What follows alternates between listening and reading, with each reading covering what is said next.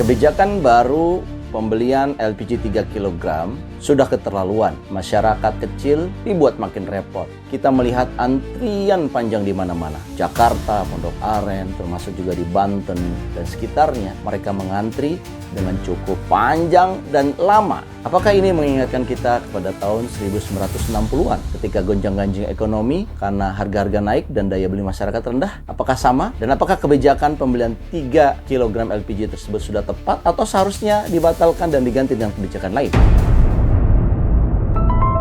Pemerintah telah menetapkan bahwa 1 Februari 2025 kemarin, pedagang kecil, pengecer, tidak bisa lagi menjual LPG 3 kg.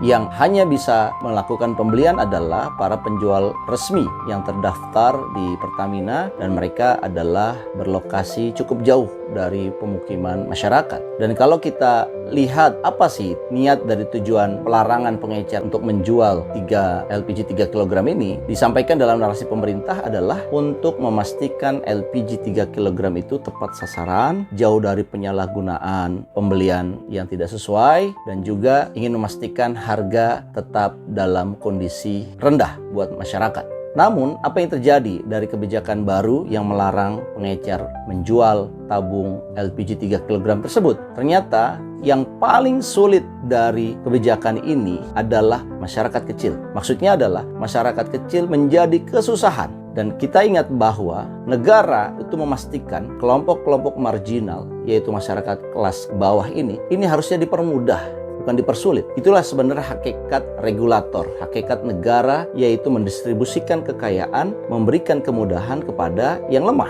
Tetapi dari kebijakan ini malah yang lemah menjadi sulit. Anda bisa bayangkan, biasanya masyarakat berpenghasilan rendah membeli tabung LPG 3 kg itu dekat dari rumah mereka, di warung-warung kecil, di pengecer-pengecer yang dekat, terjangkau oleh mereka. Mereka tidak membutuhkan yang namanya biaya logistik. Tetapi kini ketika mereka membeli tidak tersedia di warung dan mereka harus menuju ke tempat yang agak jauh, ke lokasi penjual resmi LPG, dan itu biasanya membutuhkan biaya. Sebutlah di Jakarta harga LPG 18.500 sampai 25.000 dan mereka membelinya sebelum ada pelarangan ini tanpa biaya logistik. Sekarang mereka harus membelinya minimal menggunakan 5.000 sampai 15.000 per tabungnya untuk biaya Gojek atau biaya kendaraan mereka.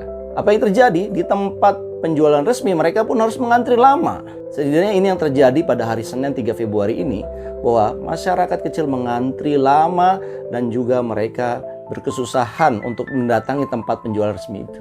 Pertanyaannya adalah, apakah negara seperti ini membiarkan yang kecil, yang lemah dipersulit?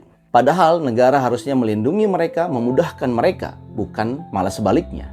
Kalau kita lihat, sebenarnya kebijakan ini sudah jelas-jelas menyusahkan orang kecil. Makanya saya katakan kebijakan baru ini sungguh keterlaluan. Seharusnya pemerintah bukannya malah mengurangi subsidi, bukannya malah menyusahkan orang kecil, malah sebaiknya subsidi ini harusnya diperluas. Kalau kita lihat, kalau seandainya narasi pemerintah mengatakan bahwa pemerintah melihat adanya salah sasaran, harus diteliti lebih lanjut lagi. Karena bisa jadi sebenarnya karena kelas menengah kita mengalami kesulitan ekonomi, pelemahan daya beli ini sudah terbaca dari awal tahun 2024 dan kemudian di awal tahun 2005 ditegaskan adanya deflasi. Ini menunjukkan kelas menengah memiliki daya beli yang lebih rendah dan mereka ini, sebagian dari mereka sebetulnya sudah layak untuk dikategorikan masyarakat bawah. Tetapi karena mereka tidak terdata dengan baik, mereka tidak mendapatkan subsidi apapun, baik itu bantuan sosial, BLT ataupun bantuan beras lainnya. Mereka ini struggle dengan ekonomi, dan ketika mereka harus struggle dengan upah yang juga tidak terlalu tinggi naiknya, mereka akhirnya memutuskan untuk berpindah dari LPG yang 5 kg, 14 kg menjadi LPG yang 3 kg. Dan mereka merasa LPG ini membantu perekonomian mereka di tengah kesulitan ekonomi saat ini. Kalau seandainya kemudian pemerintah tidak merecognize kondisi mereka, padahal mereka sebenarnya yang paling membutuhkan, dan kemudian kebijakan seperti pembatasan pembelian LPG ini diberlakukan, yang sulit tidak hanya kelompok bawah, tetapi kelompok menengah juga. Dan kalau kita total jumlahnya ini, jangan-jangan ini mayoritas dari penduduk kita. Oleh karena itu, daripada alih-alih membatasi, lebih baik kita recognize situasi yang ada, bahwa kelas menengah kita ada sebagian yang turun kelas, dan kemudian pemerintah mendata kembali sebenarnya seberapa banyak sih yang sebetulnya layak mendapatkan subsidi LPG ini. Dan saat LPG ini memang dinyatakan memang harus diperluas, saya kira bagian dari kewajiban pemerintah lah untuk mewujudkan itu. Kenapa? Karena kalau kita ingat, gas LPG itu adalah konversi dari minyak tanah yang dilakukan tahun 2000-an, di mana pemerintah saat itu melihat bahwa minyak tanah nilai keekonomiannya tinggi, tetapi digunakan di pasar domestik secara massal, masif, dan rendah biayanya. Sehingga pemerintah memutuskan, pemerintah melihat cadangan gas kita besar dan gas lagi murah, kemudian pemerintah mengganti minyak tanah dengan gas. Dengan harapan apa?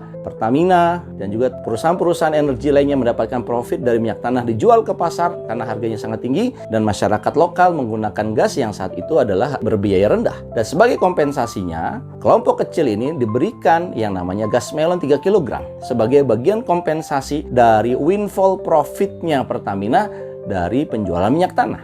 Jadi secara histori ini tidak bisa kita pisahkan bahwa pemberian LPG 3 kg adalah bagian kompensasi untuk mereka karena perusahaan mendapatkan untung besar. Saya kira ini sesuatu yang layak. Nah, kalau kemudian sekarang harga LPG keekonomian jadi mahal dan ternyata kita juga tidak memproduksi gas lebih banyak lagi, memang ini menjadi beban buat APBN. Tetapi kelompok menengah, kelompok bawah maksud saya, itu tidak boleh dihilangkan LPG 3 kg ini. Bahkan kalau bisa, ya harganya semakin dibantu, disesuaikan dengan kondisi ekonomi, ditambah dengan diperluas. Apakah ada kelompok masyarakat lain yang sebetulnya layak untuk mendapatkan subsidi ini? Saya kira ini satu kebijakan yang tepat dan kita harus rekognisi daripada kita, tanda kutip, memberikan tax amnesty kepada super kaya. Lebih baik kita memberikan pertolongan yang sangat bermanfaat buat masyarakat kecil kita dengan membatalkan kebijakan baru pembelian LPG 3 kg harus dipenjual resmi. Harusnya ini diperluas dan distribusinya ditambah lagi sehingga memudahkan masyarakat untuk membeli, dan harapannya adalah tidak ada biaya logistik lagi. Jadi betul-betul biaya yang ditetapkan oleh Pertamina itu masuk langsung ke masyarakat. Biaya satu harga untuk LPG 3 kg. Sebetulnya itulah kebijakan yang tepat untuk dilakukan. Mudah-mudahan Kabinet Merah Putih mendengarkan narasi ini. Semoga ada perubahan. Salam sejahtera. Assalamualaikum warahmatullahi wabarakatuh.